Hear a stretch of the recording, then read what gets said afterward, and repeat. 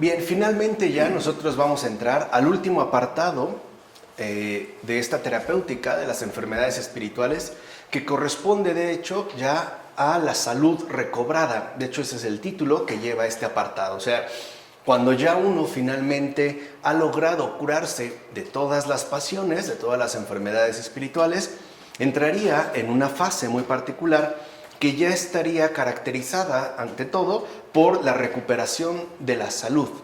Y veremos cómo esta recuperación de la salud se manifiesta a través de tres condiciones muy particulares, pero vinculadas entre sí, como ocurre en los otros aspectos que hemos abordado aquí, que serían la impasibilidad, la caridad y finalmente el conocimiento de Dios, o también lo que se conoce como contemplación. Por ello lo vamos a ir viendo por partes y comenzaremos en esta ocasión, como dijimos, al hablar ya de la salud recobrada, ¿no? El último apartado para terminar este curso que vimos sobre la terapéutica de las enfermedades espirituales. Vamos a comenzar en primer lugar por la impasibilidad, ¿no? Vamos a tratar de definir y aclarar en qué consiste. Lo primero que mencionaremos es que cuando el ser humano ha vencido todas las pasiones y ha restablecido en su lugar todas las virtudes, recuerden que esta es la esencia fundamental de la recuperación. O sea, no solo eliminar las pasiones, sino restablecer las virtudes. O sea, no solo se trata de anular el mal, sino de practicar el bien, ¿no? Eso sería, en este sentido amplio, la recuperación de la salud. Ya cuando esto se ha logrado, ya cuando ya se ha logrado vencer las pasiones y en lugar de pasiones se han restablecido en su lugar las virtudes, entonces se dice que ya se alcanzó la impasibilidad. El término en griego es apatheia. Y ahorita vamos a ver también a qué se refiere. De hecho, nuestro uso de esta palabra apatheia es muy particular de nuestra cultura. Por ejemplo, solemos hablar de que alguien es apático, ¿no? De que no le echa ganas, etc. Pero veremos aquí a qué se refiere en particular. Pues, como ya sabemos, por la práctica de los mandamientos, el espíritu se despoja de las pasiones y adquiere las virtudes, ¿no? Que es, digamos, lo que ya habíamos mencionado.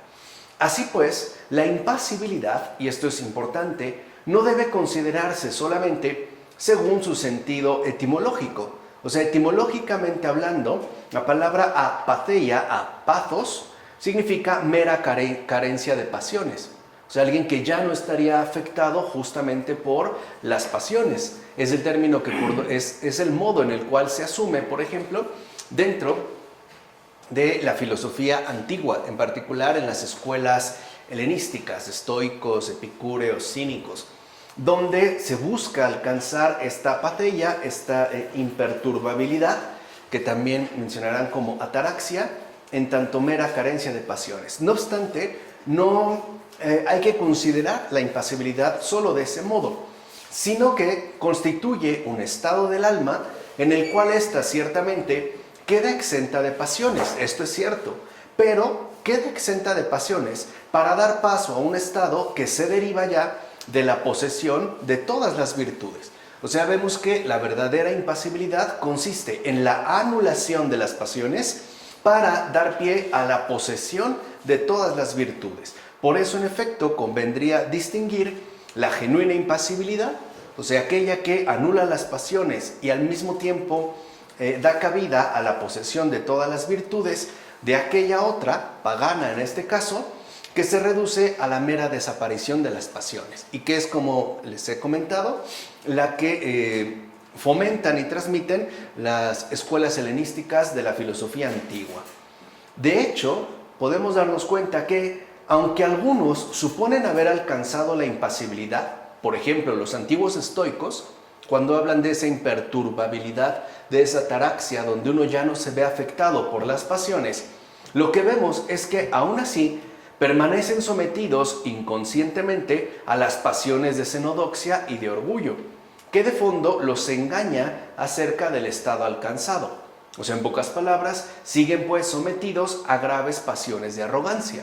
Por ejemplo, en el caso de algunos estoicos, consideraban que al haber alcanzado ya la impasibilidad, la apatía, ¿no? Dijimos en griego la apatheia, Entonces habían alcanzado una especie de estado humanamente superior, lo cual en gran medida podía expresar algo de xenodoxia o de orgullo.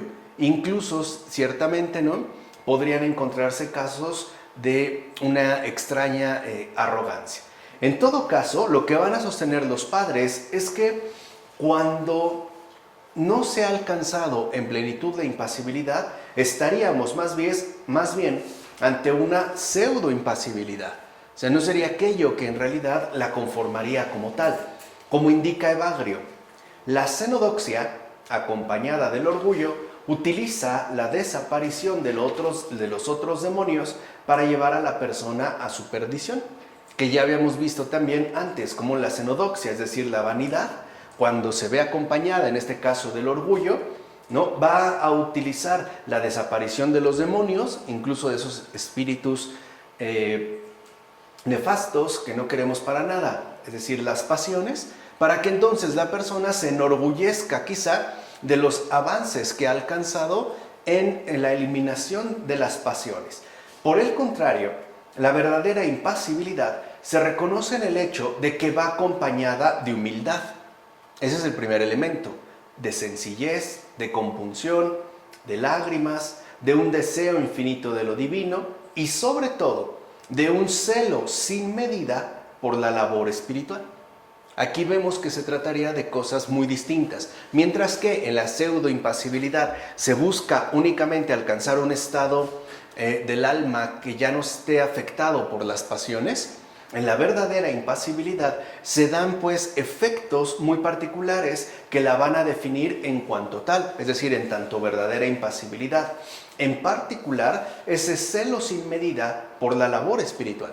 O sea que en pocas palabras, cuando se alcanza la verdadera impasibilidad, uno se vuelca por entero al servicio del prójimo, especialmente, ¿no?, al trabajo de su bien espiritual, lo cual irá acompañado de estos rasgos. Ahora bien, en un nivel más elemental, el ser humano puede engañarse creyéndose impasible porque no es consciente de sus pasiones. O sea, pensar que ya está curado porque no es consciente realmente de sus pasiones, sobre todo cuando los objetos o las personas que podrían ocasionar que éstas se manifestaran no están presentes. O sea, por ejemplo, alguien puede decir, no, pues yo ya estoy libre de avaricia, ¿no? Pero quizá porque no tiene el dinero suficiente para poder fomentarla. Eso es muy distinto. O alguien puede decir, bueno, yo ya no siento resentimiento hacia mi tío, pero a lo mejor llevo 10 años sin verlo.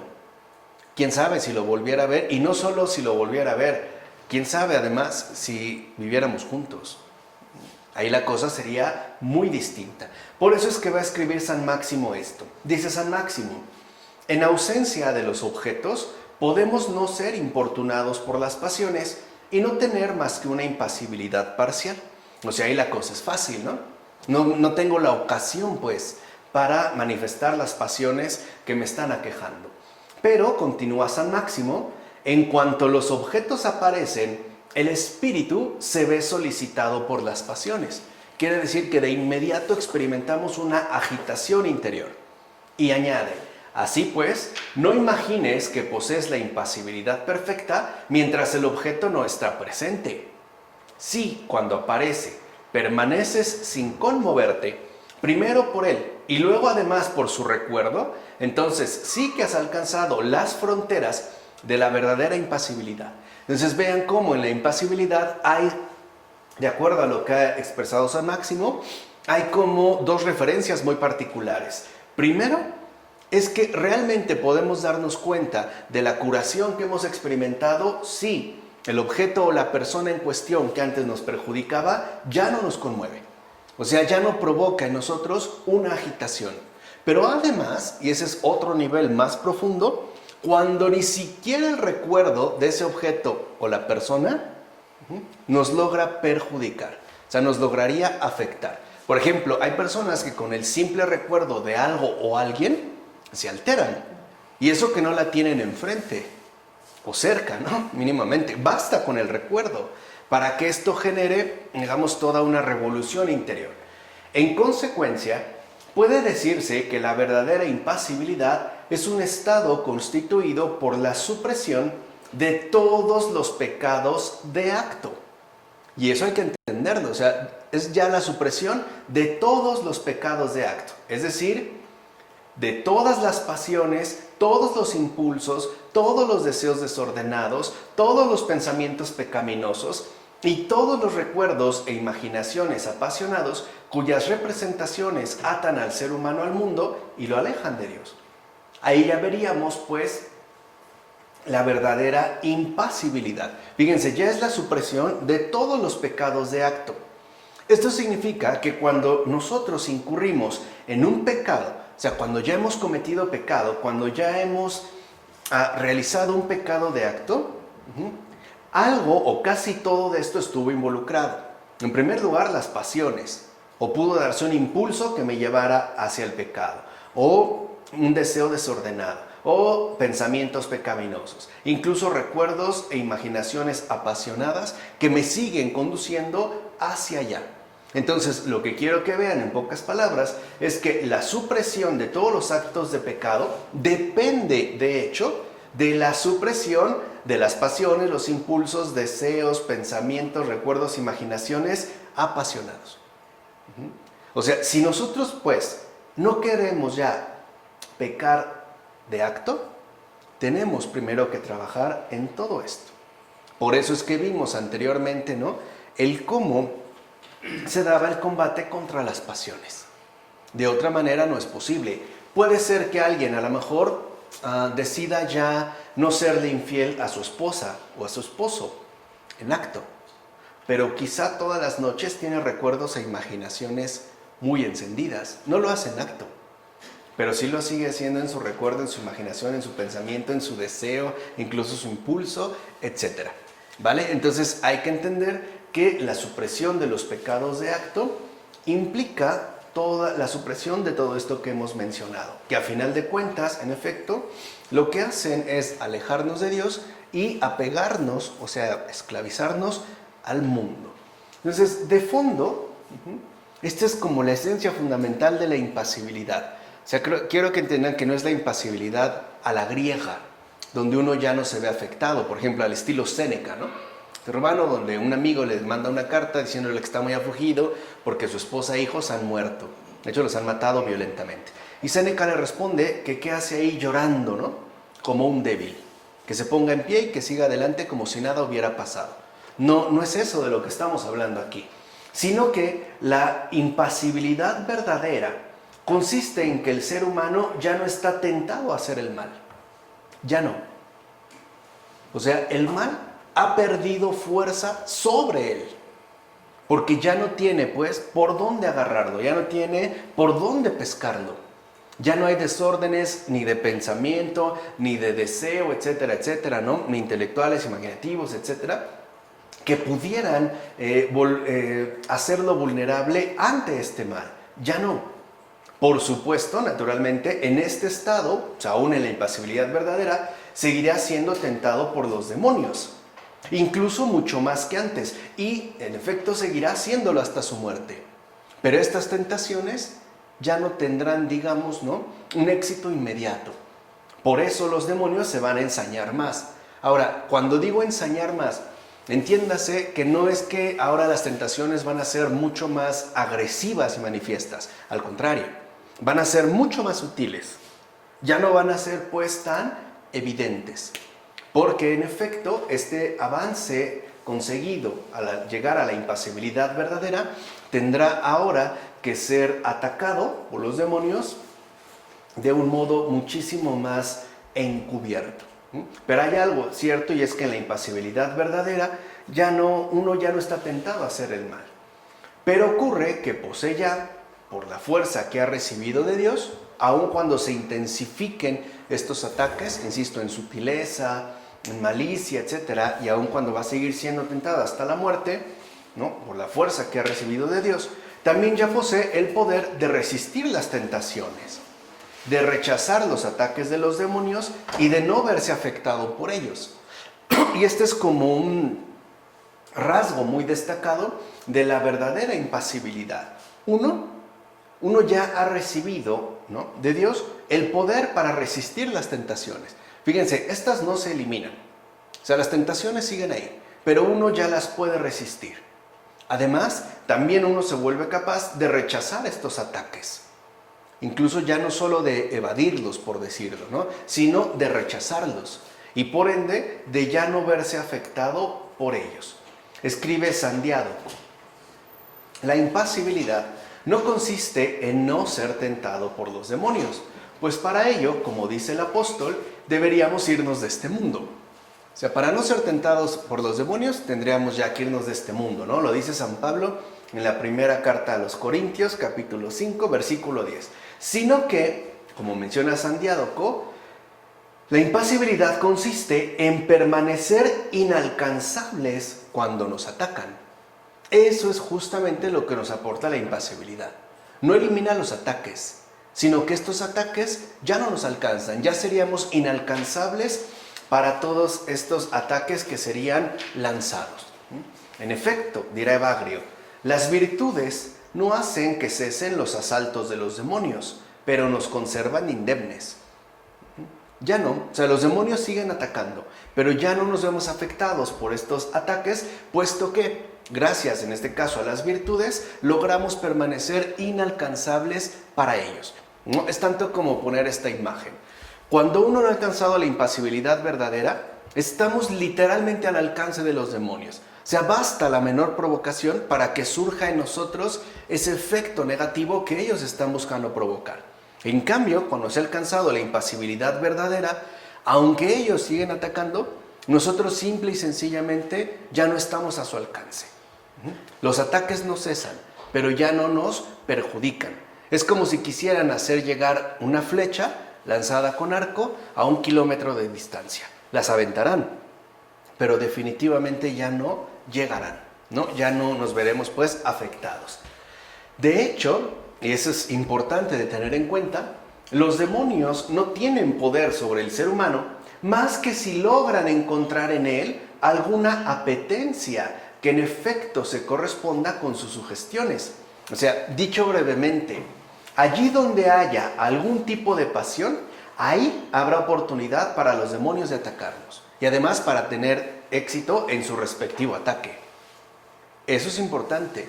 O sea, ¿de qué se van a aprovechar los demonios en cada uno de nosotros? Pues de nuestras debilidades. Ellos siempre van a atacar por la parte más débil, siempre.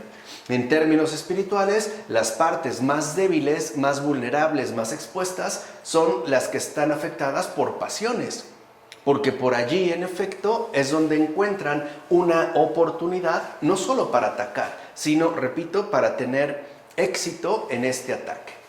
Ahora bien, la praxis es lo que reduce progresivamente, o sea, poco a poco, pero de manera real y efectiva, las apetencias apasionadas y acaba por extinguirlas. Nosotros no vemos resultados inmediatos en la praxis, o sea, en esta terapéutica de recuperación, pero sí se van logrando avances, al grado de que podemos darnos cuenta o experimentar cómo las pasiones empiezan a reducirse progresivamente y las apetencias apasionadas que podíamos tener en algún momento acaban por extinguirse. O sea, ya simple y sencillamente nosotros no estaríamos pues sometidos a su dominio. Como afirma San Máximo, la fuerza de los demonios disminuye cuando la práctica de los mandamientos debilita en nosotros las pasiones. Fíjense, con eso ya disminuye. O sea, si uno realmente se aplica en la práctica de los mandamientos, la fuerza de los demonios disminuye. ¿Por qué? Porque las pasiones se han debilitado, que es como dijimos antes, ¿no? De donde ellos se agarran.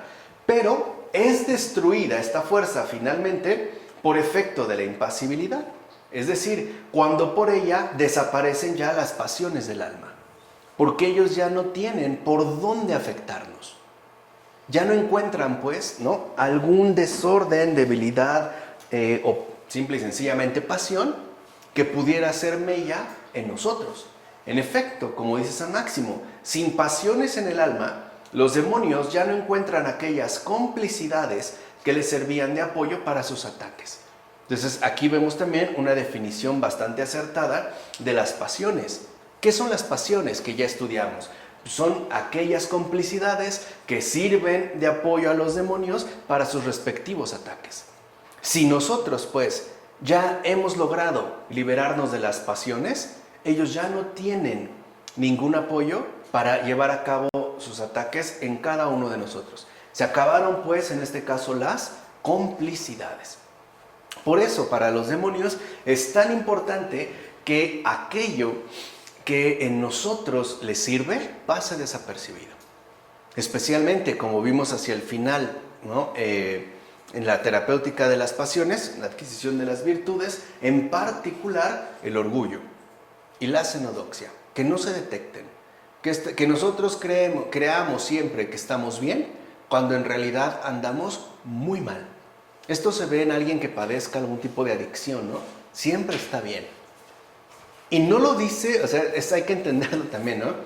No lo dice tratando de engañar, lo dice convencido. O sea, él no tiene ningún problema. Aunque todos lo veamos mal, la persona que tiene un problema con una adicción está convencida de que no está mal. De que lo que hace al final no está tan mal. O bueno, puede estar medio mal, pero no está tan mal. O sea, en pocas palabras, que no necesita ningún tipo de atención. Bueno, eso es justamente lo que buscan los demonios. De tal manera que al permanecer estas vulnerabilidades en el alma, se vea siempre sometida y sobre todo doblegada por sus respectivos ataques. Bueno, así pues, cuando el ser humano alcanza la impasibilidad perfecta, ya ni siquiera tiene que luchar contra los demonios, pues aunque sigan atacándolo una y otra vez, los ha vencido por adelantado y sometido hasta darles muerte. Entonces vean la importancia de la impasibilidad. Cuando uno realmente ya alcanzó la impasibilidad perfecta, uno ya ni siquiera lucha contra los demonios, porque estos ya han sido vencidos por adelantado. El ejemplo más bello de todos es la muy santa Madre de Dios, la Virgen María. Por eso siempre me gusta como exponer este contraste, ¿no? Las imágenes que tenemos de San Miguel Arcángel es la de un guerrero, ¿no? Tiene su espada, tiene ese escudo. Incluso si uno compra una imagen de San Miguel Arcángel, veremos cómo siempre aparece triunfante después de un combate, ¿no? Está pisando al dragón, al demonio, con la espada arriba. O sea, han luchado. Y aunque el demonio ha sido derrotado, le queda todavía algo de orgullo, ¿no? Este orgullo extraño de, me ganó, pero no se fue limpio, ¿no? Le di batalla. O sea, me dejó destruido, pero yo también le di. Bueno, con María ni siquiera puede empezar un ataque. Por eso huye. Por eso huye. O sea, María está tan libre de pasión, sin pecado concebida, pues, sin pecado, que ni siquiera tiene que luchar. Vean la imagen de María.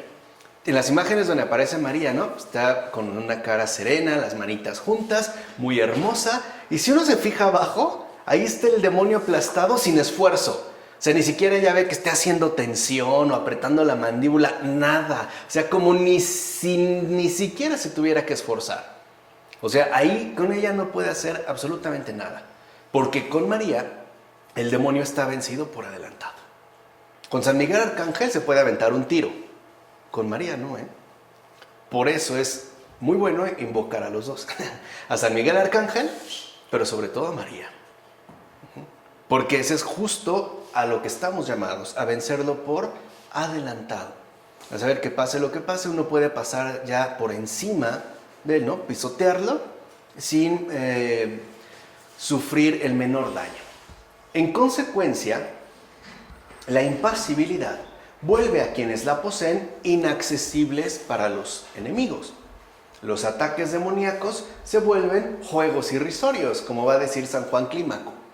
Y aquí ahorita recuerdo otro ejemplo del santo cura de Ars, San Juan María Vianney, ¿no? Él como empezaba a hacer muchas conversiones, ¿no? Masivamente incluso, y lograba rescatar y salvar, bueno, elaborar, ¿no? La salvación incluso de los más extraviados, de los más perdidos, pues el demonio siempre se ensañaba, ¿no? Y lo empezaba como a perjudicar y a querer espantar y amenazar, etc. Entonces, en una ocasión que está escribiendo un sermón, el santo cura de Ars, se le aparece el demonio, el santo cura de Ars voltea, lo ve y sigue escribiendo su sermón.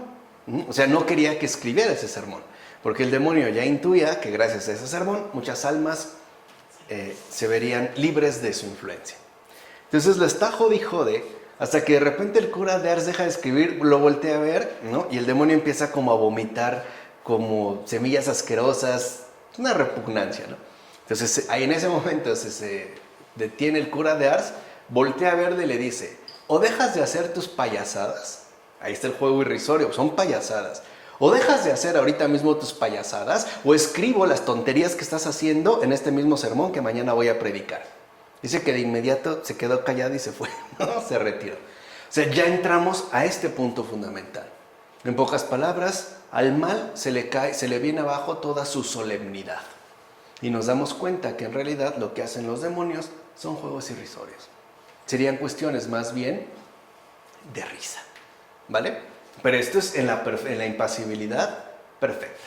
Es más, como indica San Juan Clímaco, la impasibilidad perfecta hace que el ser humano ni siquiera se dé cuenta de las idas y venidas de los demonios a su alrededor. O sea, ya ni de eso se preocupa, ni cuenta ya se da. O sea, los demonios ahí están, ¿no? Con sus juegos irrisorios, y el que posee ya la impasibilidad perfecta, ni en cuenta. O sea, ya no le perjudica lo más mínimo.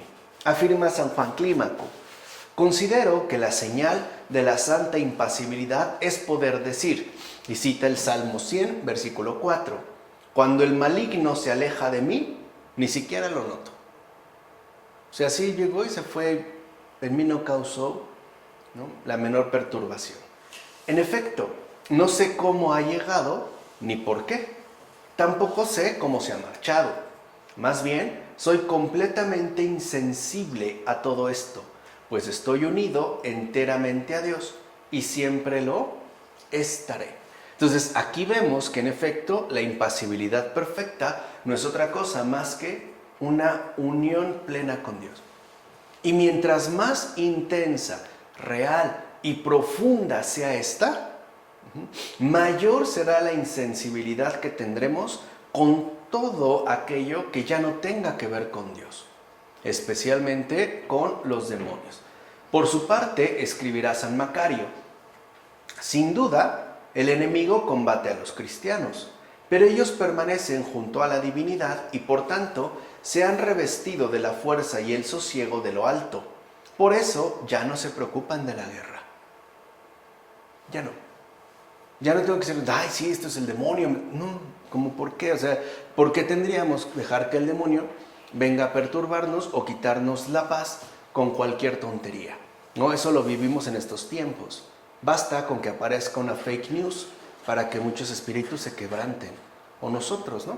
Por eso a lo mejor salimos corriendo a hacer compras de pánico, por eso se llaman así, ¿no?, ante esta pandemia. Y lo único que sucedió es que engordamos más. Porque ni se acabó nada y nos teníamos que comer porque se va a echar a perder. Y no es bueno desperdiciar. ¿Cómo vamos a desperdiciar? Entonces ahora ya nos acostumbramos a desayunar, comer y cenar. Cuando antes, si nos iba bien, medio desayunábamos, medio comíamos y cenar ni pensarlo, ¿no? O al revés, desayuno, no comí, llego a cenar. Ahora no, son 3 comidas más la botanita. Y después nos van a decir que tenemos que bajar de peso. Es parte de la mundanidad, ¿no? Pero sí es importante esto, o sea, el hecho de que ya ni siquiera tengamos que estar preocupados en la guerra. Esto es muy común en el cristiano, porque pareciera que en lugar de que el cristiano se centre en el sosiego que le viene de lo alto, parece que su atención siempre parece como dirigirse a esa guerra que tanto le preocupa. Dicho de otra manera, ¿no?, el problema con el cristiano es cuando se vuelve experto en el mal, pero inexperto en el bien. O sea, al grado de que incluso los cristianos en todo ven al demonio, pero ya no ven en Dios para nada. O sea, esto es obra del demonio. Bueno, ¿y dónde está la obra de Dios, no? La pandemia, el virus, ¿no? Si fue creado, si no fue creado, si viene del mal. Bueno, ¿y por qué no vemos la obra de Dios? O sea, al mal parece como muy evidente, ¿no? Y el bien ni lo notamos. Ahí hay mal. O sea, ahí estamos haciendo algo muy, muy mal. Nos estaríamos, en efecto, enredando en esa preocupación sobre la guerra. Ahora bien, la impasibilidad no significa que el ser humano sea ya incapaz de hacer el mal. Eso no. Sino que ya no se ve inclinado a él. Recuerden que reconocerse pecador, como aquí lo mencionamos, es aceptar sinceramente que dadas las circunstancias, sí sería capaz de lo peor. Y eso hay que tomárselo muy en serio. Eso es reconocerse pecador. O sea, no es hacer como una lista detallada de todos mis pecados en acto. No, es aceptar que, dadas las circunstancias, quizás sí sea capaz de hacer lo peor. Pensemos en el caso de una hambruna.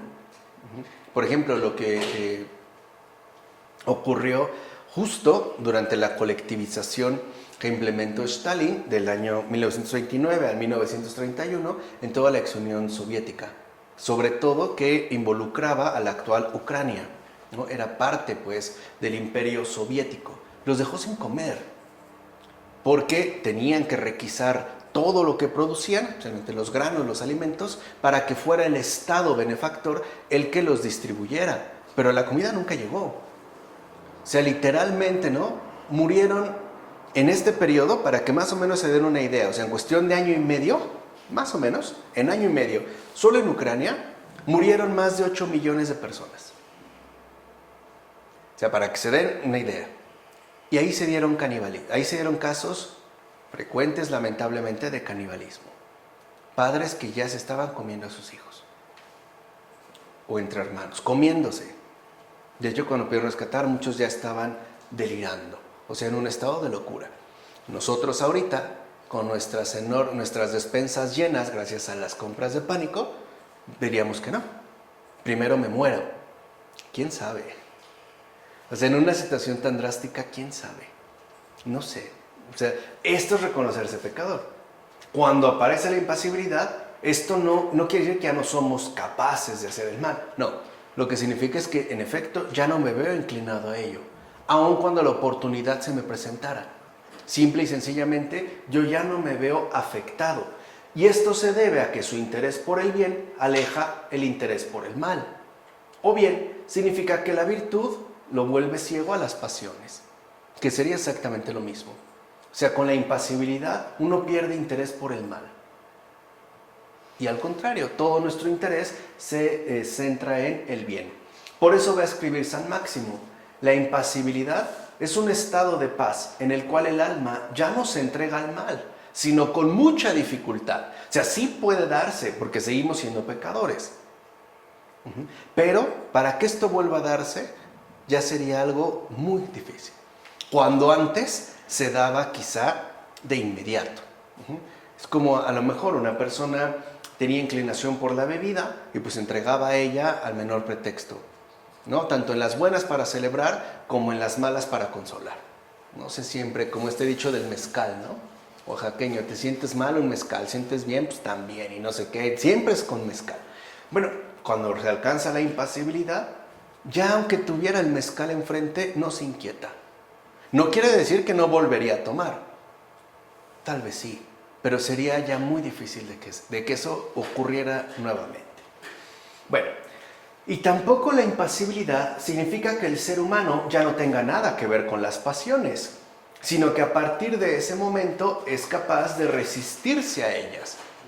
O sea, ya sé que me puedo ver, ¿no?, nuevamente acosado por las pasiones, pero ya se me ha otorgado la capacidad de poder resistirme. Como escribe San Nicetas Stétatos, el espíritu impasible es el que ha dominado sus pasiones. Ya, o sea, las pasiones finalmente están dominadas. Es decir, se acabó la guerra. Y al acabarse esta guerra, también se acaba el poder de los que nos hacen la guerra. O sea, en este caso de los demonios. San Isaac el Sirio dirá lo siguiente: la impasibilidad no es no sentir las pasiones, sino el hecho de no acogerlas. Quiero aquí detenerme un poquito porque esta cita de San Isaac es más larga. Aquí hay que tener muy clara la diferencia entre sentir y consentir. Son cosas distintas. El sentir no depende de nosotros. El sentir no depende de mí. Es como, por ejemplo, ¿por qué usamos una chamarra? Porque nos da frío, ¿no? Sentimos frío. No depende de decir, pues ahorita voy a sentir frío, pero en 3 minutos ya no. No depende de mí. A veces digo, me dio frío, ¿no? O me dio calor. Y alguien te dice, calor, si hace mucho frío. No, a mí me dio calor. O sea, no depende de mi sentir. Pero el consentir sí depende de mí. Porque es donde yo ya establezco, pues, una decisión voluntaria. Esto es importante. Por ejemplo, no me puedo ver exento de sentir enojo. Pero eso no quiere decir que yo por ello consienta la pasión de ira y entonces explote y termine generando un caos.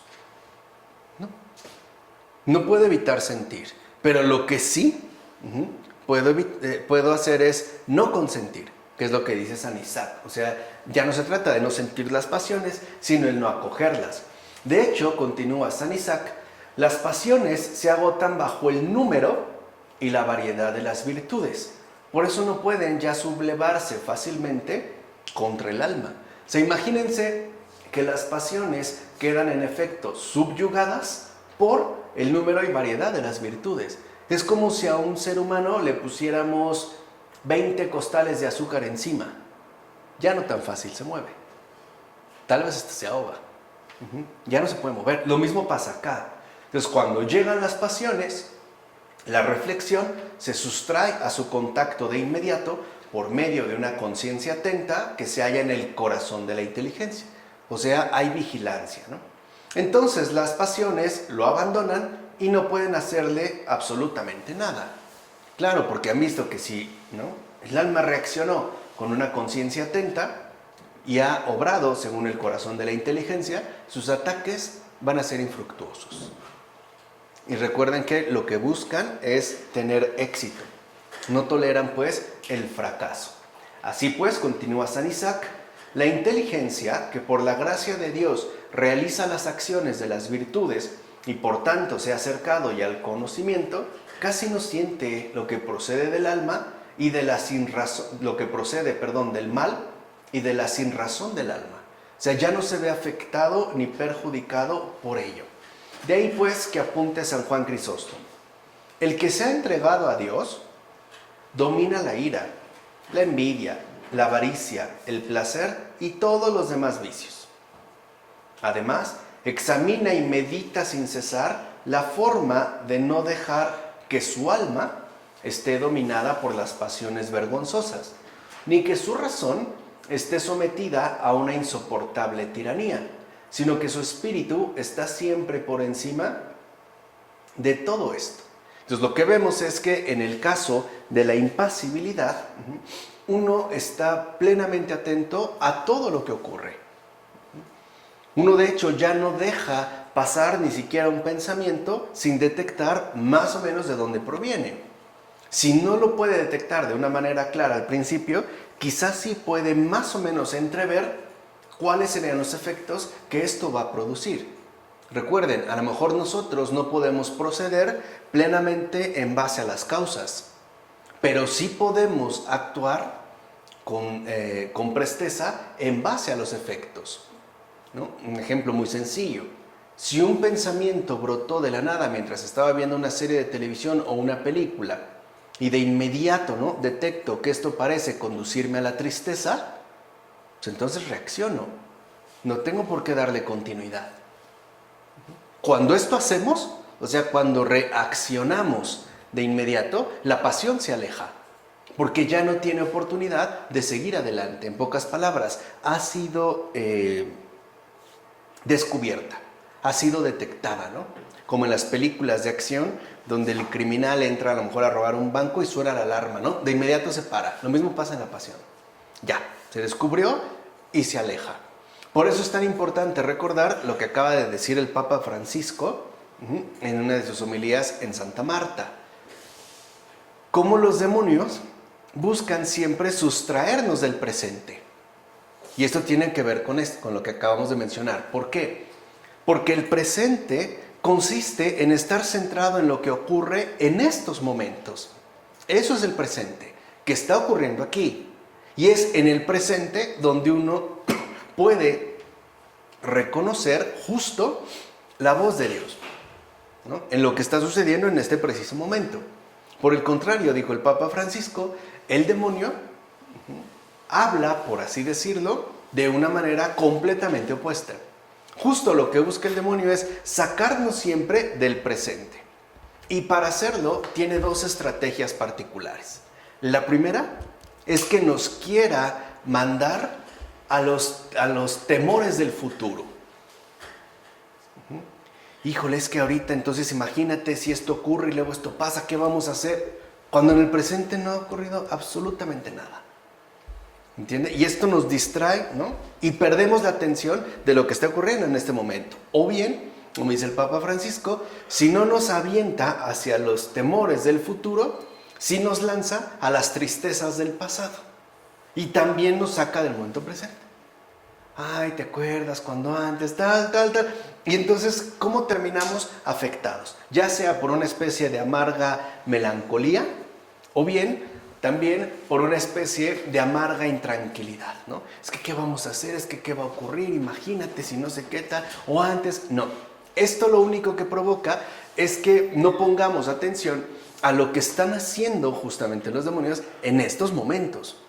En pocas palabras, son estrategias de distracción. Lo que quieren es que nuestra atención no esté centrada en lo que ocurre en estos momentos. Entonces, si yo estoy viendo una serie, una película, leyendo un libro, viendo el atardecer o qué sé yo, lavando los platos, y viene un pensamiento de la nada, lo primero que tengo que detectar es qué efecto está produciendo en mí. A lo mejor, no sé, salí a asomarme a la ventana, aunque sea ya que no puedo salir, y vi pasar a alguien y esto me trajo el recuerdo de una persona que conocí en la secundaria o en la preparatoria, ¿no? Entonces pienso, híjole, es que si me hubiera casado con él o con ella, sí, pero nada, ¿qué es eso? O sea, ¿cómo nosotros nos podemos enganchar, ¿no?, con esa fantasmagoría? No, ahí tendríamos que reaccionar. Lo importante no es esto. O sea, lo importante es en dónde estoy colocado en estos momentos. Por eso, como dirá San Juan Clímaco, la impasibilidad es un rey en el corazón. O sea, ya hay alguien que está atento y vigilando que ningún intruso quiera venir a perjudicarnos. Aquí es donde se halla la verdadera realeza a la que hemos sido todos llamados. Y es esta, ¿no? Tal realeza consiste en someter todo a Dios. Yo he escuchado por ahí personas de que todos somos reyes, sacerdotes y profetas, y como si nada. Yo creo que piensan en un rey como en el rey de chocolate, alguien que tiene un imperio y capacidad de mandar. No, no se habla de eso. O sea, la realeza, pues, es este rey en el corazón, que es a lo que estamos llamados, es ya poder someter en todo a Dios, someter todo, todo, todo, todo. O sea, no tengo por qué dejarme distraer ni someter por fuerzas extrañas. Ahora, tal sometimiento de todo a Dios es lo que conduce a conservar realmente libre el espíritu, o sea, alejado de todo dominio tiránico. Es más, podríamos decir que más que la muerte de las pasiones, la impasibilidad apunta a la muerte del ser humano a las pasiones. Es una cosa diferente. No es tanto que las pasiones mueran, ya vimos que no. Seguirán ahí latentes, pero ciertamente inmovilizadas. En la medida en la que crezcan las virtudes, las pasiones quedan sometidas, ¿no? Por eso es que los padres a menudo van a hablar, por ejemplo, de la muerte del mundo, al referirse a la impasibilidad. Porque aquí lo que ocurre es que uno muere a las pasiones, uno ya no se presta a ese juego. Que como hemos visto, y espero que haya quedado claro a lo largo de todo este curso, sí es literalmente un juego macabro. Uno ya no se presta a ello, uno está muerto para eso. Es como cuando una persona tiene una verdadera conversión y haya llevado la vida que haya llevado, ya no se presta. Ya no, o sea, aunque llegaran los amigos que lo conocen, oye, vente, mira, vamos a robar. No, ya no, o sea, ya no. Ya no. O le gustaba la fiesta y de repente ya no. Podemos decir que hasta se volvió aburrido, ¿no? Serio, y se lo van a echar en cara. Ay, si tú no eras así, no sé qué. Ay, me gustaba más cuando eras borracho, ¿no? Eras más divertido, grosero, pero al menos divertido, ¿no? O había problemas, pero no la pasábamos mal. O sea, pero es por ello. Ya no está, o sea, uno ya no está disponible para eso. En efecto, la impasibilidad verdadera es resultado de la crucifixión, que es lo que constituye la praxis, la cual en efecto, como van a mencionar los padres, es una condición esencial de la salvación. Dirá San Simeón, el nuevo teólogo: el que ha muerto al mundo, pues esto es la cruz. el que ha hecho morir sus miembros terrenos hasta el punto de que ya no le alcanza ninguna pasión o deseo malo, ¿cómo va a ser alcanzado por ninguna pasión ni ningún mal deseo? ¿Cómo va a recibir por nada del mundo una sensación apasionada o experimentar un impulso voluptuoso? O en fin, ¿cómo se va a poder tambalear su corazón?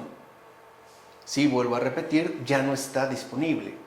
Esta muerte al mundo implica la indiferencia hacia las cosas del mundo y la completa despreocupación respecto a ellas en sentido positivo. Y aquí hay que hacer también una aclaración, porque muchos dicen, por ejemplo, que hay entonces que tengo que ser así como bien apático, ¿no? Diferente, indiferente, en un sentido que no se comprende de manera adecuada, y pues que me valga todo. No, no es así. No se trata de esto. O sea, la indiferencia hacia las cosas del mundo y esta completa despreocupación respecto a ellas se da en un sentido positivo. En efecto, para el impasible, vean, el desprecio del mundo se vuelve equivalente a la alabanza, el oprobio al honor, la pobreza a la riqueza, la indigencia a la abundancia, el dolor al placer y la tristeza a la alegría. Aquí es donde vemos, en efecto, esa inversión cuyo resultado de haber sometido todo a Dios podemos ahora efectivamente, ¿no?, y sanamente disfrutar. Aquí hay una inversión pues total. Ahora, esto no significa que la impasibilidad sea indiferencia o insensibilidad con respecto al prójimo. Si así fuera, si bueno, entonces ya estoy tranquilo y me vale, ¿no?, lo que me ocurra a los demás, entonces estaríamos de nuevo ante una pasión. No, no se trata ni indiferencia ni insensibilidad con respecto al prójimo. Y tampoco significa que sea indiferencia con respecto a las cosas mismas, ya que tal indiferencia desemboca en la contemplación natural, es decir, en la contemplación de las razones espirituales o logoi de las cosas. O sea, vamos allá. Quiere decir que ya no solo me quedo en lo que veo, sino que logro la contemplación de esas razones espirituales de las cosas. O sea, ya no solo me quedo en la creación, sino que también puedo acceder al creador de esta creación. Esa es, digamos, ¿no?, la despreocupación de las cosas de este mundo. Ya no es que en efecto yo diga, pues no me interesa. No, pero ahora las miro de una manera íntegra. Ya no solo en base a mi provecho o lo que yo puedo obtener a partir de ellas, sino en base a su realidad completa. En todo caso, la impasibilidad es un estado donde los objetos no desaparecen. Esto no va a desaparecer, sino que únicamente se deja de sentir por ellos apego o deseo apasionado. Una cosa es ir por la calle, por ejemplo, y ver una mujer muy guapa y pensar lo increíble que sería tener una actividad sexualmente vigorosa a las orillas de la playa. Y otra cosa es reconocer, ¿no?, ahí, por ejemplo, una gran criatura hecha por Dios mismo. Son cosas diferentes. La apreciación es distinta. Los objetos no desaparecen, pero ya no tengo ahí una pasión que afecte la contemplación natural. Y lo mismo ocurriría para el caso de las cosas, o sea, en particular aquí para las cosas materiales. En síntesis, el ser humano impasible se muestra totalmente imperturbable ante ellos y por ende no le afectan para nada. En pocas palabras, ya no es esclavo de la tiranía que impone este mundo. Para el verdaderamente impasible, lo que cuenta no es tener o no tener. Lo que cuenta es el ser. Eso es lo fundamental. El impasible sabe que si tiene, no se verá afectado por ello. Y también, si no tiene, tampoco. No tendría por qué marcar una diferencia tajante, ¿no?, entre una cosa y otra. Esto es como muy importante de tenerlo en cuenta. O sea, gracias a Dios, en la impasibilidad uno queda libre de la afectación que este mundo nos provoca. Piensen, no sé, en las redes sociales de estos tiempos. Son literalmente, ¿no?, nidos de múltiples afectaciones. Uno puede ver un TikTok, ¿no?, que ahorita está como pegando mucho, decir, ay, qué bonito cuerpo tiene, ¿no?, yo tan gordo, tan gorda, ¿no? O sea, como por qué, o sea, pareciera que siempre se trata, ¿no?, de generar algún tipo de competencia extraña entre nosotros. ¿Por qué? O sea, no tendríamos por qué vernos afectados por la publicación en Facebook que hizo mi compañero de estudios, donde ahora se la pasa viajando y yo no salgo ni a Xochimilco, ¿no? Y menos ahora que ni siquiera se puede visitar. No, o sea, pareciera, ¿no?, que ahí nos vemos afectados por toda esta tiranía que el mundo impone. Aquí ya no. Simple y sencillamente la tiranía del mundo no afecta. No tengo, no pasa nada. Tengo, tampoco. Y hay personas que no somos así. Tenemos y nos enloquecemos. No tenemos y también nos enloquecemos. Entonces, ahí lo que importa no es el tener, es el ser. Bueno, además, el que es impasible no solo permanece inquebrantable ante los objetos, sino también ante su recuerdo. O sea, no se perturba, pues, por las imágenes que se le presentan, que esto es muy común en el caso de los demonios. Bombardean con un montón de imágenes. ¿Para qué? Para poder fomentar en nosotros, ¿no?, la pasión. Y ya sea, fíjense, incluso esto es importante en el caso de la impasibilidad, ya sea que aún uno esté en estado de vigilia o incluso de sueño, toda imagen aparece sin rastro de confusión. Dicho de otra manera, el que es realmente impasible ya no padece esta confusión suscitada, sobre todo por medio de las imágenes. ¿Cuántas personas también no tienen un sueño y las imágenes que ahí tuvieron lo perturbaron sobremanera? De lo que sea, una mascota fallecida o que nos perdió, un familiar que no vi, no sé, mil cosas. Bueno, aquí ya no. O sea, ni en vigilia, ni estando despiertos, pues, ni estando dormidos. Ya no nos veríamos, pues, sometidos a esta confusión. Así pues, ser impasible no es carecer de relación con los objetos. No, uno lo sigue teniendo, salvo en la oración pura. Es decir, en la contemplación de Dios. Ya la veremos hacia el final. Sino tener con ellos, vean, sean los que sean, unas relaciones exentas de toda pasión.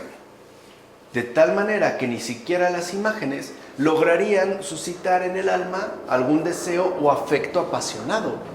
Vamos, no me quita el sueño tener aquello que a lo mejor vi. Ya no, o sea, ya no estaría pues yo sometido a esta tiranía. Por eso San Máximo, precisando primero que el espíritu amigo de Dios combate, no los objetos y su representación, sino las pasiones que se vinculan a ella, precisa lo siguiente, dice San Máximo: un indicio de elevada impasibilidad es que las representaciones de los objetos surjan en el alma en sus sencillas, o sea, tanto en la vigilia como en el sueño. Dicho de otra manera, así como vivimos en el día a día.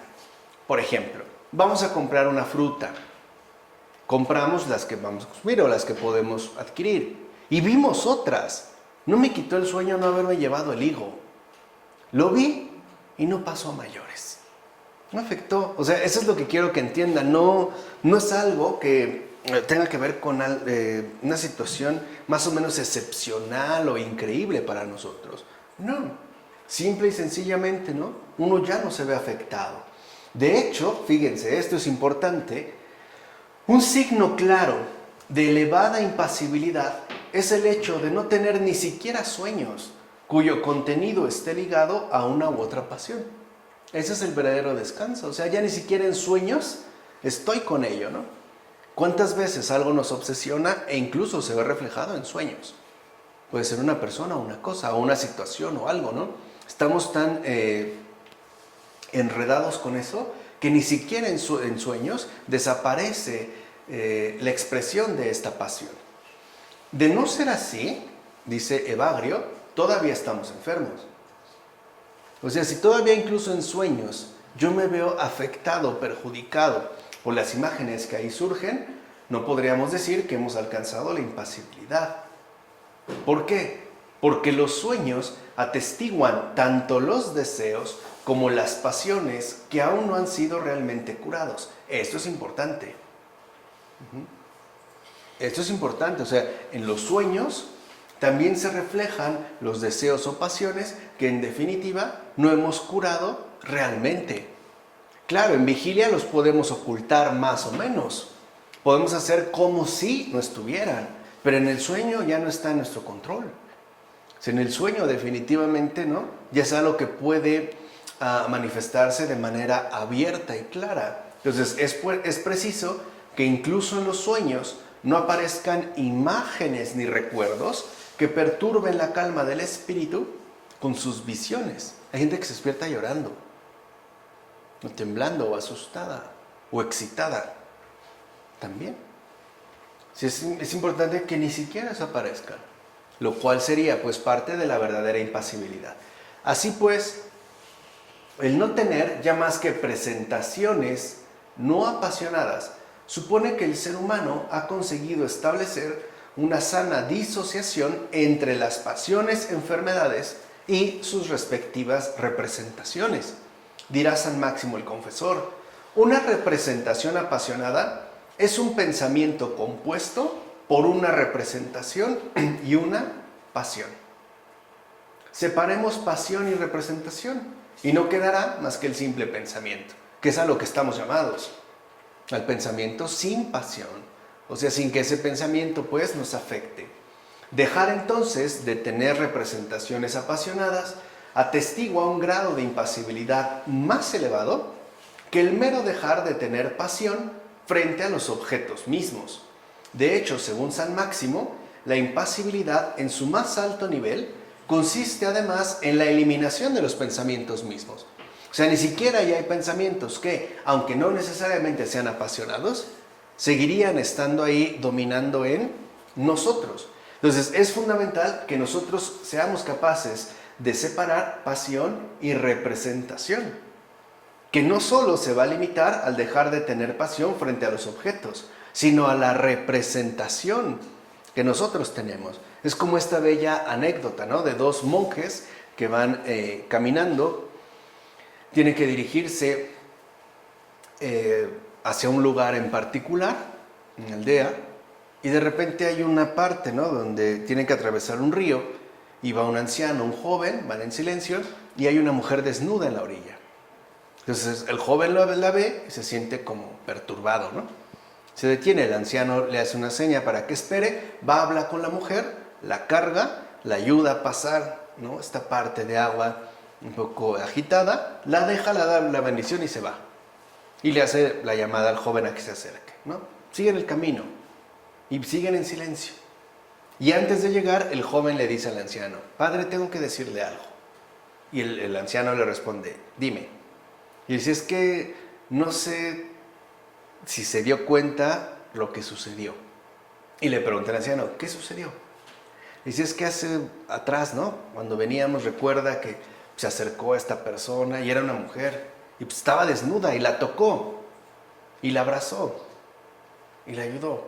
Y le responde el anciano, le dice, mira, yo le ayudé en una necesidad, la toqué y la dejé, tú ni la has tocado y no la sueltas, ya déjala. Ahí se ve claro, o sea, esa es la diferencia entre, ¿no?, el efecto que puede tener la representación. Y este efecto es muy fuerte, porque en gran medida lo que nos puede llegar a afectar mucho no son los objetos, son las representaciones que nos hacemos de los objetos. Y para eso está el marketing. Justamente para provocar en nosotros multitud de representaciones. ¿Cuántas veces no suponemos que si tengo tal o cual cosa voy a ser realmente muy feliz o me voy a sentir muy bien? Y no tiene que ver algo directamente con el objeto. Hoy somos afectos, ¿no?, a un montón de necesidades superfluas, o sea, de necesidades inventadas. Por eso hay gente que se pregunta, ¿no?, quizás sobre todo los jóvenes, ¿cómo le hacían antes para comunicarse cuando no había teléfonos celulares, ¿no? No había problemas.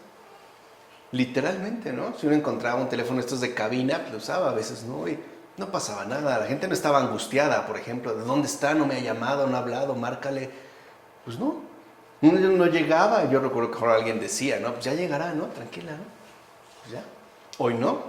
O sea, hoy no concebimos la vida sin toda la serie de mejoras que en efecto lo son, tenemos a disposición.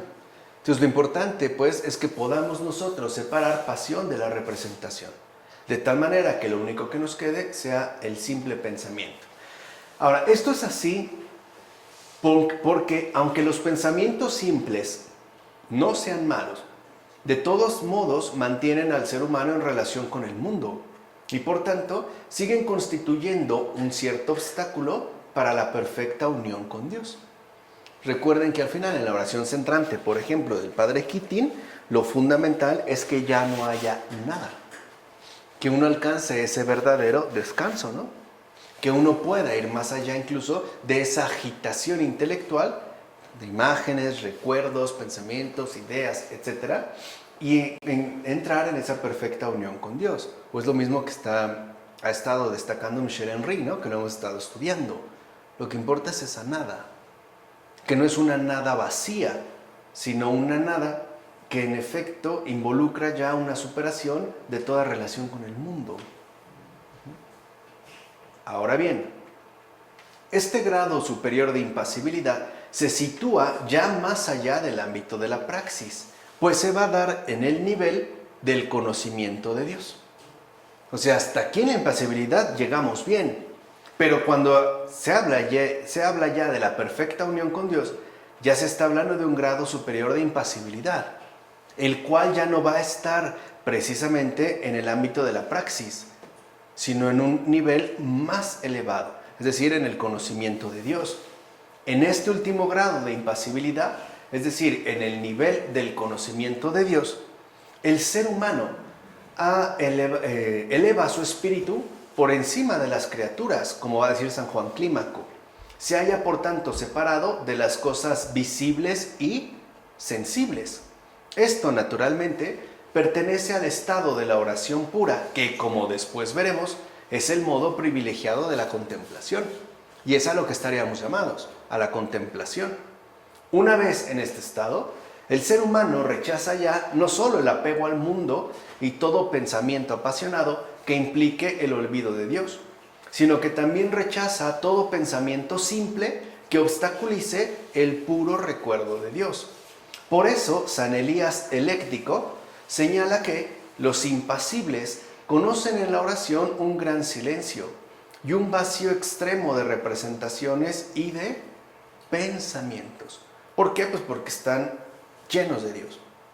Ya no según un pensamiento que esté ahí más o menos presente, ¿no? Es como gran silencio, este vacío extremo, pero de representaciones y de pensamientos. Esa es la oración pura. Por eso dimos el curso sobre la oración centrante. Por su parte, San Máximo dirá lo siguiente: cuando en el momento de la oración tengas siempre el espíritu sin materia y sin forma, entonces se podrá decir que has logrado la plena medida de la impasibilidad. Por eso en la verdadera oración ya ni siquiera importa qué pensé, y mucho menos qué sentí, que es lo que pasa en el caso de algunos protestantes. Claro, ya no están en el nivel intelectual, pero se quedan en el nivel afectivo. Al final siguen, ¿no?, sometidos a una conformación sensible de esta relación que están manteniendo con Dios. ¿Qué pasa entonces cuando no sentimos nada? ¿Se entiende? O sea, estaríamos todavía, no habríamos alcanzado esa plena medida de la impasibilidad. En efecto, solo en el grado más elevado de impasibilidad, incluso los pensamientos simples están ausentes. Y por tanto, solo queda espacio para la oración pura, que es lo que se conoce como oración contemplativa. No hay que quitarse esa imagen, esa representación de que en la oración contemplativa uno contempla mil y un cosas, como lo vemos en las pinturas. No, en la oración contemplativa uno ya está exento de toda afectación. Ni siquiera los pensamientos simples están presentes. ¿Y esto qué trae consigo? Descanso. Esa es la paz del alma. Ya no está agobiada, ¿no?, ni por el nivel intelectual, ni por lo afectivo, emocional, etc. Ya no. Ese es el verdadero descanso en el Señor. Y a eso es a lo que todos estamos llamados. Pero hay que subrayar que la impasibilidad, por una parte, no es verdadera en este nivel más que cuando se han adquirido sus grados inferiores. O sea, va como por partes, ¿no? Y por otra, cuando esta total vacuidad de los pensamientos es realmente algo permanente. O sea, no solamente es una especie de técnica mental de vaciamiento, ¿no? Como, a ver, pongamos la mente en blanco. A lo mejor en algunas técnicas de meditación orientalista, ¿no? No se trata de algo episódico. Durante mis 40 minutos o 45 o 2 horas de meditación, no. Se vuelve algo ya verdaderamente permanente, pues la eliminación de los pensamientos puede con facilidad realizarse de manera provisional. Por ejemplo, mediante una técnica sencilla de concentración. Esto sí se puede. Pero aquí lo importante no es hacer algo provisional, sino que en efecto alcancemos algo realmente permanente. Por eso San Simeón, el nuevo teólogo, precisa que quienes aún están retenidos por una apetencia, por pequeña que sea, del mundo y de sus asuntos, se hallan todavía a gran distancia del puerto de la impasibilidad. No sé si les ha pasado que de repente dicen, bueno, voy a hacer tantita oración. Y queremos realmente, ¿no? Como estar con Dios. Y cuando nos damos cuenta, ya estoy pensando en mis 1001 preocupaciones. Literalmente ya estoy en otra cosa. Y, ay, Dios mío, perdóname, es que, híjole, ayúdame con esto. Y se me olvidó. O sea, ahí vemos, por ejemplo, que en efecto seguimos retenidos. Además, no debemos olvidar que la impasibilidad designa también ese estado en el que el ser humano posee ya todas las virtudes, que es en efecto la parte positiva. No solamente es la ausencia de pasiones, dijimos, ¿no? Es la restauración de las virtudes. Como escribe San Juan Clímaco, las virtudes son el ornamento de la impasibilidad. El alma posee la impasibilidad cuando las virtudes se han convertido para ella en una segunda naturaleza. De hecho, la conversión espiritual del ser humano, o sea, su curación, exige no solo que uno se abstenga del mal, sino que además implica necesariamente que uno haga ya el bien. Ahí es donde podemos medir la curación. Por ejemplo, una cosa es que una persona diga, bueno, pues yo ya no voy a salir al antro. Sí, pero tampoco hago ningún bien en la casa. Ahí no hay curación. Ahí lo único que habría es una abstención del mal. Sí, pero ¿dónde está la aplicación del bien? ¿Se entiende? O sea, la verdadera curación no solo es abstención del mal. Que alguien deje de beber no significa que está curado. Tendríamos que ver, ¿no? En qué medida hace ahora el bien. No solo es abstenerse del mal, es aplicarse en el bien. De hecho, la práctica de las virtudes aparece como el real complemento de la supresión de las pasiones. Como escribe San Máximo, el duro esfuerzo de la virtud obtiene como recompensa la impasibilidad, que es la otra parte. Por tanto, en la medida en que el humano posee las virtudes, deja de ser arrastrado al mal y a los asuntos de este mundo y se va a volver, como dijimos casi al principio, inmune a los ataques demoníacos. Así pues, la impasibilidad no es algo meramente negativo ni pasivo, como ocurre en el paganismo. No, ahí ya no quiero pasiones, entonces no quiero moverme ya o verme más bien afectado, ¿no? Sino que implica el ejercicio permanente de las virtudes. O sea, a diferencia del paganismo, en el cristianismo la impasibilidad siempre conlleva a la praxis del bien. No solamente, ¿no?, a negar las pasiones, no, sino a practicar el bien. Esto se logra porque, como dijera San Gregorio Palamas, la impasibilidad supone la muerte de nuestra parte apasionada. O sea que el uso de todas nuestras facultades se da ya según Dios. Podemos decir entonces que la impasibilidad hace que se realice la muerte a este mundo para revivir en Dios, con Dios y por Dios. O sea que de fondo la impasibilidad significa una vida nueva consagrada a Dios. Si nosotros quisiéramos definir de una manera esencial, profunda y certera al cristiano, sería esta. ¿Qué es un cristiano? Una vida nueva consagrada a Dios. Ese es un cristiano. Y que no necesariamente implica que se vaya a ir a un monasterio, ¿verdad? No. Significa que en efecto ha logrado avanzar en esta praxis del bien, ¿no? En la terapéutica de las pasiones. Una vida nueva consagrada a Dios. Aún en el mundo. Dirá San Gregorio Palamas, la impasibilidad no consiste en hacer morir la parte apasionada, sino en traerla del mal al bien. Esa es la conversión. Pasar pues, ¿no? Anular el mal para reinstaurar el bien. Es como los que manejan a lo mejor cuestiones computacionales y de programación. A veces desinstalan para reinstalar, ¿no? Quitan lo que está mal para volver a ponerlo bien. Lo quitan, o sea, no solamente es quitar. Imagínate quitar los programas, bueno, ¿y luego qué? ¿No? En el caso, esta reinstalación. O sea, en dirigirla en su misma constitución hacia las cosas divinas, tras apartarla completamente del mal para volverla hacia el bien. Para nosotros, el hombre impasible es aquel que ya no posee ningún mal hábito y es por tanto rico en buenos hábitos. Es el que está calificado por sus virtudes, como la gente apasionada lo está por sus mundanos placeres. Es el que ha sometido sus apetencias carnales.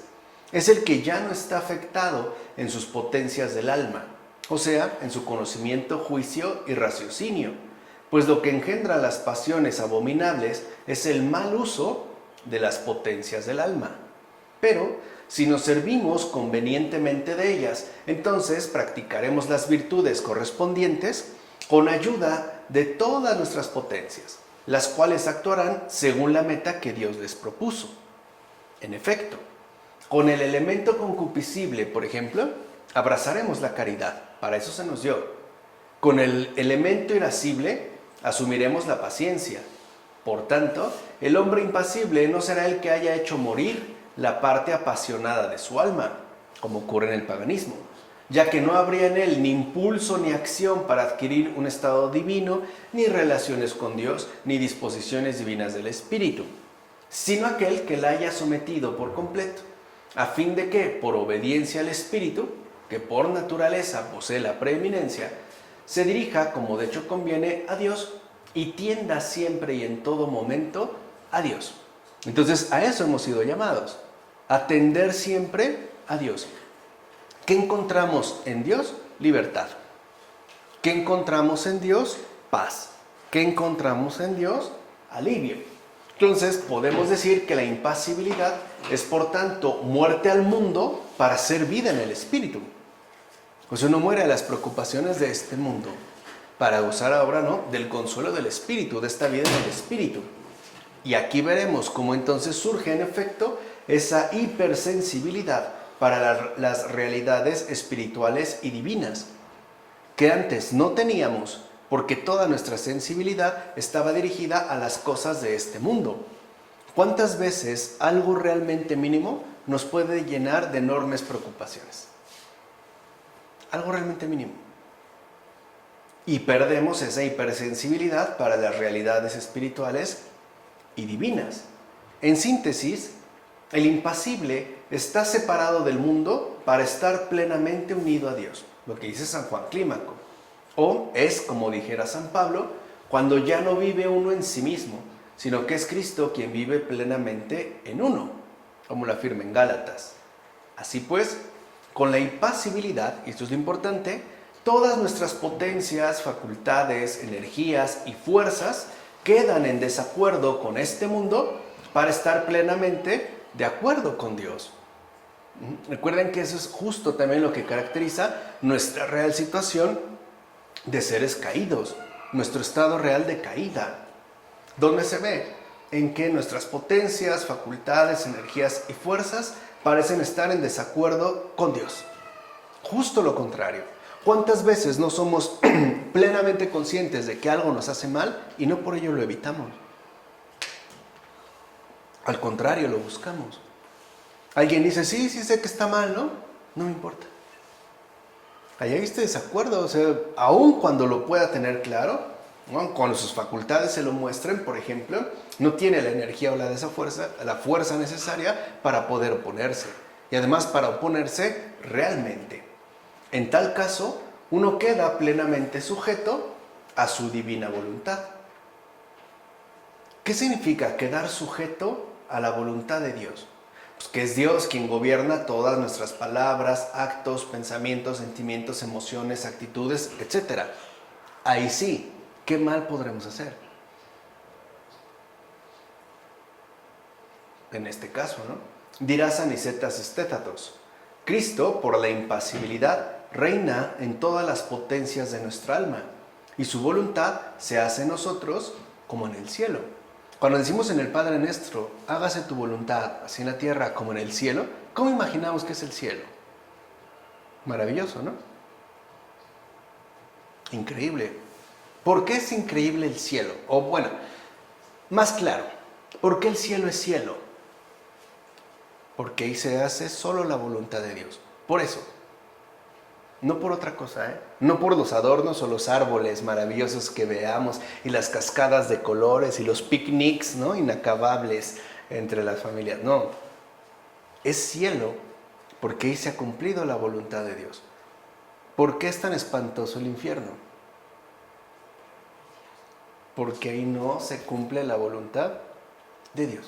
Es justamente lo contrario.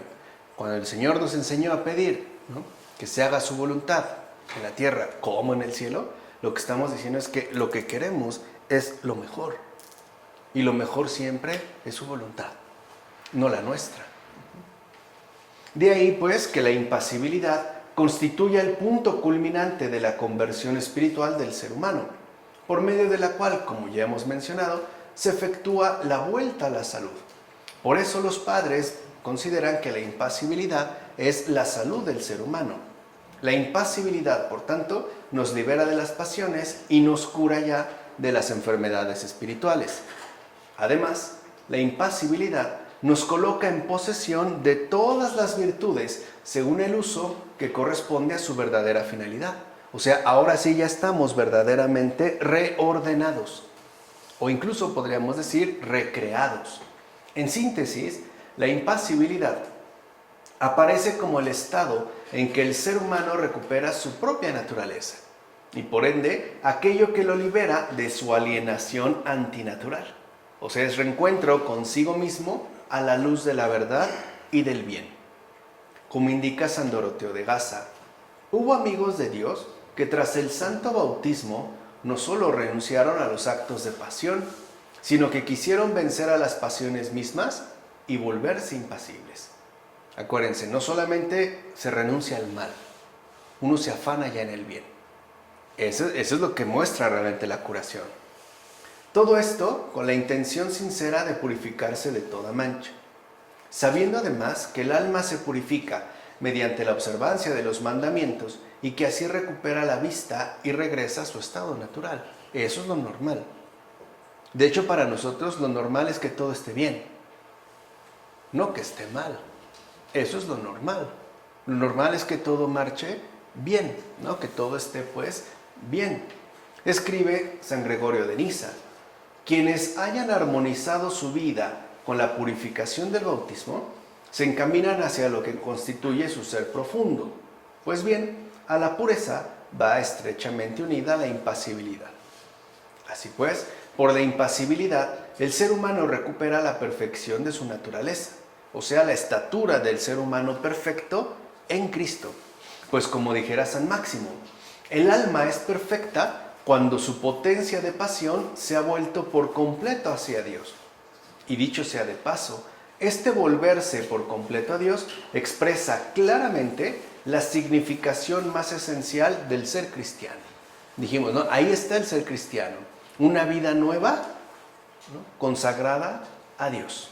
O sea, volverse por completo a Él, una adhesión total. Y asimismo recupera la libertad, ya que al no estar sometido más a las pasiones, se dirige ahora sí espontáneamente hacia el bien. O sea, recuerden, ¿no? La libertad es dirección espontánea al bien. Eso es libertad, no hacer lo que quiero, eso es estupidez. No, la libertad es dirección espontánea al bien.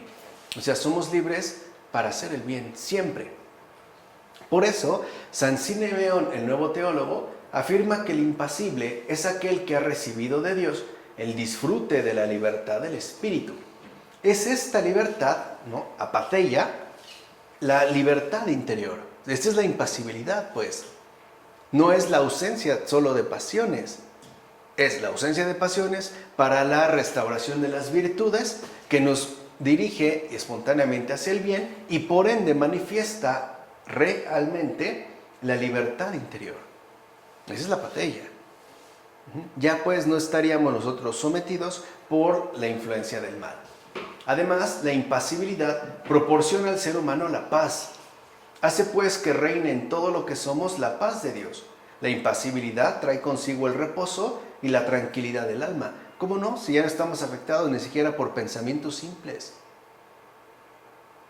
Ya ni eso. Por otra parte, en tanto eliminación de las pasiones significa el final de los conflictos y divisiones que ellas mismas engendraban en el alma, y como se corresponde con la posesión de las virtudes, ¿qué va a poner en su lugar? La concordia y la armonía interiores. Solo así. Se acabó, como les dije hace un momento, la guerra, ¿no? Cesaron los conflictos. Como dijera San Juan Crisóstomo, nada proporciona habitualmente la paz como el poseer la virtud. Tal posesión destierra de nuestro corazón no solo las pasiones, sino las perturbaciones que ellas fomentan. ¿Qué va a traer siempre una pasión? Una perturbación. Para empezar, y evidentemente interior, pero también puede darse el caso que sea una perturbación incluso exterior. Por ello, ¿no? Dice San Juan Crisóstomo, esto hace que el ser humano deje de estar en guerra consigo mismo. Y al dejar de estar en guerra con nosotros mismos, la impasibilidad pone fin al vagabundeo mundano de nuestro espíritu. Vean lo que dice Bagrio Póntico. El espíritu divaga cuando está apasionado, pues se afana por satisfacer toda clase de deseos. La impasibilidad cesa este extravío. Ya no andamos pues ahí, ¿no? Vagabundeando interiormente en mil y un cosas, en mil y un pensamientos, dejándonos incluso arrastrar por mil y un imágenes, mil y un representaciones. San Juan Clímaco por eso afirmará lo siguiente: por la impasibilidad yo no oigo más que el cielo del espíritu establecido en mi corazón. O sea que la impasibilidad establece la condición necesaria para el encuentro con Dios. Es lo que nos pone realmente en condiciones de. Así, por la impasibilidad, el ser humano adquiere entonces la semejanza con Dios, ya que adquiere la libertad y la inmutabilidad de Dios mismo por gracia. Por eso San Máximo señala que el impasible ha amarrado su alma a la inmóvil libertad divina. A partir de ese momento, pertenece por entero al bien estable, permanente, y siempre igual a sí mismo por naturaleza, y con este bien permanece totalmente inmutable. Es así como la impasibilidad permite al ser humano acceder a la caridad perfecta. O sea, impasibilidad perfecta y caridad perfecta coinciden. Recuerden que en ambos casos hay grados. Y junto con la caridad, la impasibilidad permite asimismo al ser humano acceder a la contemplación y al conocimiento espiritual. Recuerden que al principio les dije, la salud recobrada se da en tres dimensiones muy particulares. Primero la impasibilidad, después la caridad y finalmente la contemplación o conocimiento espiritual. O sea, primero permite acceder a la contemplación natural, ya dijimos, ¿no? Que es el conocimiento de las razones espirituales. Y después al conocimiento de Dios, que en su momento veremos de qué se trata, que sería la teología. Entonces, sin impasibilidad no podremos jamás contemplar al Señor, lo que dice San Máximo. ¿Por qué? Porque siempre estaremos llenos y saturados de nosotros mismos. Nos estaremos viendo, ¿no? Solo estaremos centrados o mirando las representaciones que nos están aquejando tanto de día como de noche. En efecto, para conocer las realidades espirituales, el ser humano debe necesariamente estar puro, como se dice en Mateo 5:8. Por eso San Juan Clímaco no duda en afirmar que la pureza perfecta es el fundamento de la teología. Ahora, ver, pureza no significa impecabilidad moral. O sea, no tuve ni un mal pensamiento. No, no es eso. La pureza, como lo dijimos anteriormente, es ya no verse afectado por estas pasiones. Ser puro, lo vamos a decir de una vez. Ser puro significa estar disponible siempre y por entero para Dios. Eso es ser puro. Estar disponible para Él en todo, con todo lo que soy. Esa es la pureza.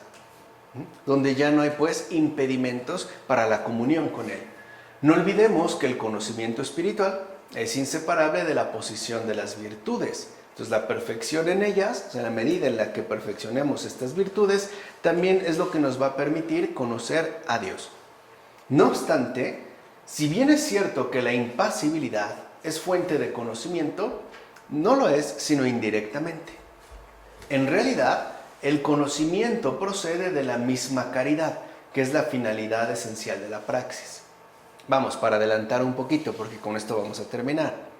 Cuando aquí se habla de conocimiento, tenemos que entenderlo en un sentido estrictamente experiencial. Es una experiencia de vida.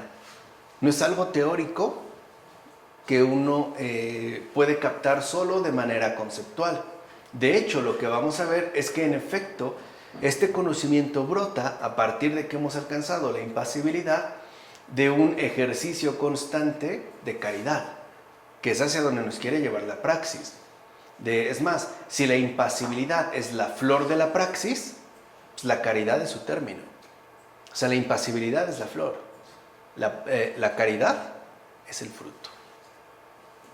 Y por eso, una vez que hemos abordado la impasibilidad, la siguiente ocasión lo que vamos a abordar es la caridad. Veremos cómo en efecto pasamos pues de la flor al fruto y finalmente pasamos a la corona, después terminar la caridad, que es el conocimiento de Dios, o también se llama como la contemplación o el conocimiento espiritual. ¿De acuerdo? Bueno, pues espero que haya quedado claro el amplio tema de la impasibilidad.